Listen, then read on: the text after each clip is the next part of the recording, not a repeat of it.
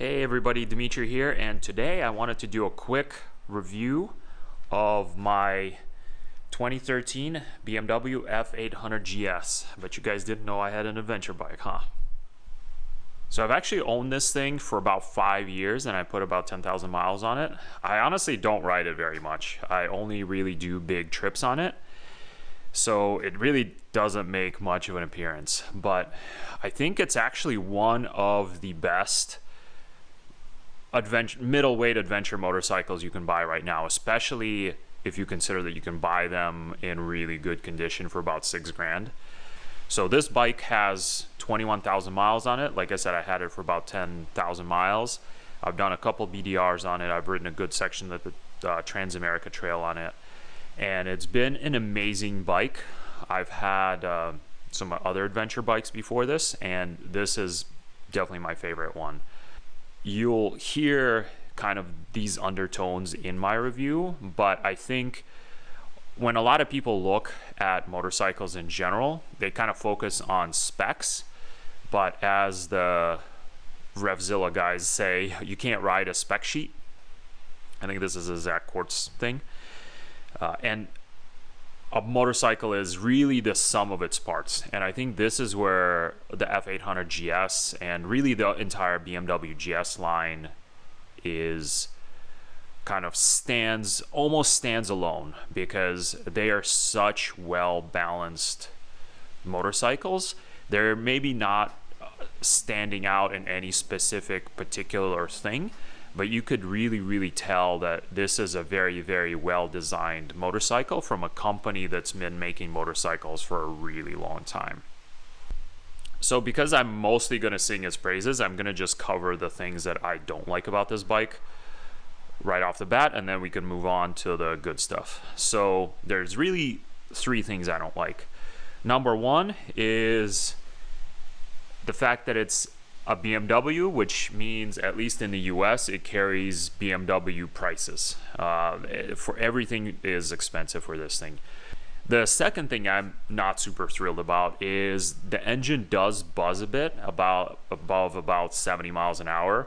So it's not a very pleasant motorcycle to ride on the freeway, in my opinion, if you're going to be riding it above 70. So if you're doing 70, 75, 80 miles an hour, it'll happily do it power-wise, but it's just not a very comfortable ride. The last thing that I'm gonna mention as far as cons is the lack of adjustability for controls. So I have aftermarket pegs on this, which are a little bit wider, and that actually makes it pretty difficult for me to get under the shift lever. So that's definitely an issue. You can see the same thing here. I've actually had to modify the brake pedal a little bit to raise it up to a level where it will be comfortable for me, because there's no adjustment. Like, this looks like an adjustment, but it really isn't.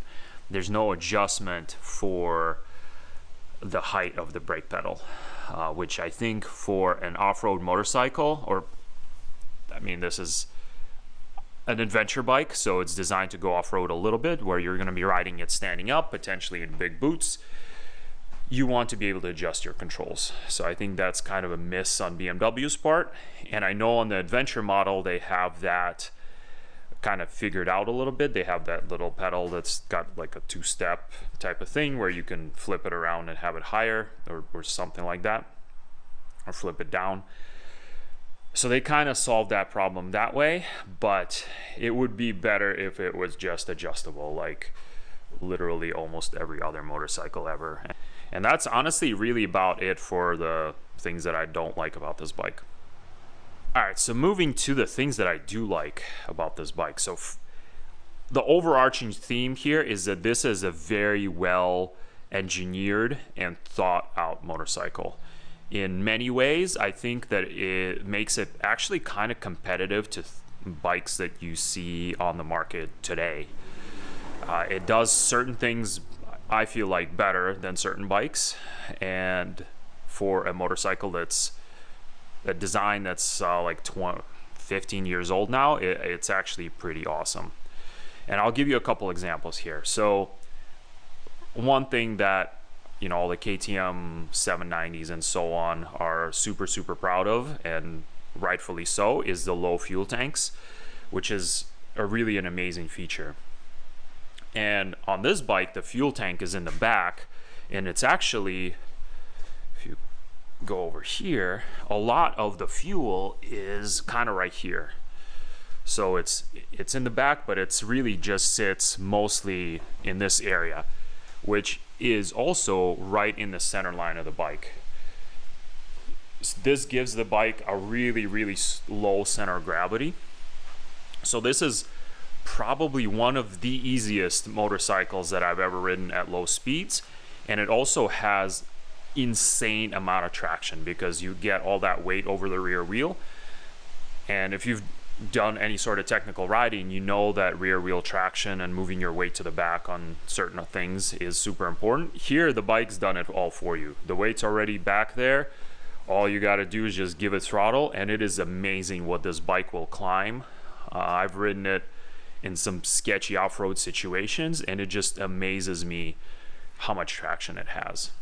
But the other effect that this fuel setup has is that it is very centralized, and this makes it really, really easy to ride this bike at low speeds, like first gear parking lot speeds, doing full lock turns on the pegs, or even sitting on the seat. Super easy. And compared to a Tenere 700, which is really, really tippy at low speeds and kind of honestly difficult to ride until you get going a little faster, this bike is really easy to ride at those kind of crawl speeds, which makes it, in my opinion, an amazing bike for actual adventure riding, where you're loaded up, you're going down some unknown trail, because it gives you a lot of confidence. On that note, the other thing that's actually kind of cool is the seat height's pretty low. It's not the narrowest bike, but because the seat height is on the, I want to say it's like 32 inches or something like that, and with the standard seat, you actually, so I'm 5'11", so I'm a decently tall guy. And for me, I can flat foot this no problem, but I think if you are vertically challenged, these bikes are a really good option because they have a decent amount of ground clearance and actually have a pretty low seat height. I did mention the ground clearance just briefly. So the bike's on a stand, but it actually has a good amount of ground clearance. It's better than the Africa Twin that I had before. And the thing that kind of aids it in that is that the shock is mounted to the swing arm, so it doesn't have a linkage, which has some drawbacks, but it does give it a lot of ground clearance and a lot of this tractorability. Fuel in the back, not the most unique thing. 690s have the same thing, but again, going back to well engineered, the 690 has the fuel cap right here, which is a huge pain in the ass if you're carrying luggage. Because as soon as you put a bag here, you got to take it off every time you fill up. Fuel spills, goes on your seat, all that annoying stuff. Fuel filler right here, works with luggage. You don't need to take anything off. You pull up, you pop this lid up, fuel up, good to go. Super easy and just works really awesome. From what I can tell, the tank is super baffled inside as well, so that really helps.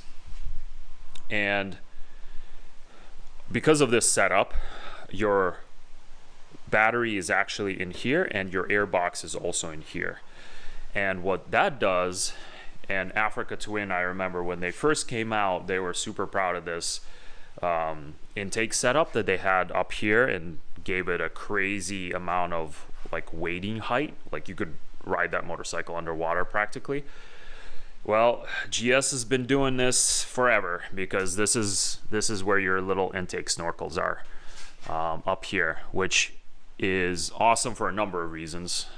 First of all, again, it'd be pretty hard to get water ingested. I mean, you would be very underwater if you got water in there, and it doesn't really even splash up there. Then the other thing that is good is that if you're riding a lot in the dust, this keeps the dust out of there a little bit. Every time we've ridden in the dust, my air filter still stays pretty clean. And amazing thing for many bikes is air filter access is under here. Not the super easiest air filter access, but it's much quicker compared to the bikes where you got to pull the tank or do any of that kind of drama. And yeah, so it's doable, you know, in a parking lot or in a campsite. So super easy to service, awesome. And also with the fuel tank, in terms of design, the fuel pump is right underneath the seat. So you take the seat off, there's a little bit of space there for tools and stuff, not a ton, but there's actually also a little cubby in here that you can put some stuff in. But you can get to the fuel pump, which is awesome. So you don't really need to, like on a 690, the fuel pump is somewhere under the tank, so you pretty much have to undo a bunch of stuff to get to it. Same thing with most bikes with a traditional fuel tank up here. You have to undo the tank and lift it up to get to the fuel pump because it's underneath the tank, and that's a big job. On the GS, again, it's just under the seat, so makes this bike actually really serviceable. And then the other thing that I wanted to mention is the durability has been really good as well. The way that everything is shaped on this motorcycle, it is like things are just kept out of the way. So I have these kind of pretty small crash bars, but they, between the handlebars and the crash bars, this fairing has never touched the ground, and the radiator behind it has never touched the ground. This front fender is pretty well designed. It's very flexible. It's made out of this like flexi plastic, which is great. It's got a decent amount of room for mud.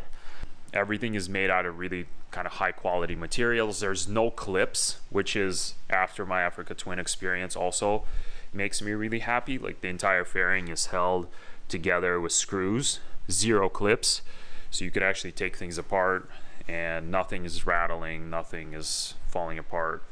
As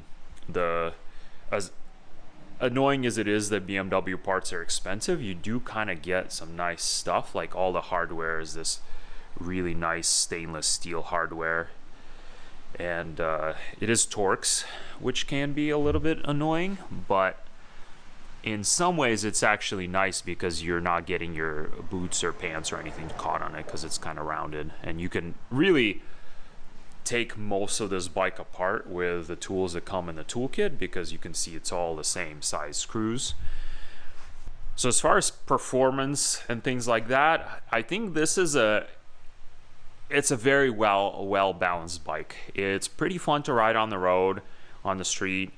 It handles really easy in like kind of the city situations. I think it feels like that's kind of what this bike was designed to do, especially its non-adventure version, which I've ridden an adventure version. My buddy had one, and I actually prefer this one because they feel very different. This one feels much sportier. It feels like a much smaller bike, so it's really kind of fun to ride if you're going to ride a little bit more spiritedly. And off-road, this feels kind of like a big dual sport bike. So it's got a big, like a very soft suspension, so it's kind of wallowy, but it's very comfortable. And if you're riding on gravel roads, the suspension is fantastic for that. If you're going to start riding single track and hitting whoops at speed, you've got about 2 whoops before you bottom out the suspension. So that's just something to keep in mind. The suspension is not adjustable, but it is valved very well in my opinion. It's also very easy to service because it's just an open cartridge fork. The shock is not serviceable from what I can tell, but it is adjustable with the preload, and mine is electronically adjustable, which you can actually feel. The engine is very torquey. I would say that's its personality, is kind of that bottom to mid torque. Top end is not its thing. It's not really as fun of an engine to ride as like a Triumph Tiger or an Africa Twin or something like that, where you can like really crank on it and it's super fun on the street. This is more, it feels kind of like a tractor in a way. which can be a good thing, can be a bad thing, but it is really efficient at getting the job done. Reliability wise, this bike has been absolutely rock solid. The only issue that I've ever had with it was the clutch switch just got a little bit of dirt in it and was not working as it should have. It didn't really strand me or anything. I just had to make sure I pull the clutch all the way in, which I normally don't do when I start the bike. I normally just use one finger on the clutch, so I had to pull it all the way in. And then I got to the hotel that evening, cleaned it all up, worked fine ever since. That's in 10,000 miles. That's literally the only thing that I've ever had to do as far as fixing something that was not regular maintenance. And finally, something I wanted to mention is the looks of the bike. This also makes it potentially kind of appealing to somebody shopping for a middleweight adventure bike right now. Is this bike just has kind of a timeless look, in my opinion. And ignore my really nerdy adjustable windscreen, but I think BMW did themselves a disservice by going away from this asymmetric headlight situation, because it's just such a unique and, in my opinion, such a awesome look that it's just kind of a shame that they moved to something that's a lot more, I don't know, kind of mainstream on the newer bikes. I think this was almost like a trademark for them, and I think it looks awesome. It's instantly recognizable. It's just a very kind of like utilitarian looking bike that essentially when somebody thinks adventure bike, this is what they think about. This is the dictionary picture of an adventure bike, and I think it's really awesome. All right, guys, so that is my long-term review of my 2013 BMW F800GS. I'm going to do another little video of modifications that I've done to it, just because it's kind of a different subject, so it's going to make it a little bit easier for people to find. And if you have any questions at all about this bike, about my experience with it, about maybe some issues that you've had, or if you're curious about them at all, just leave a comment, and see y'all out on the trails.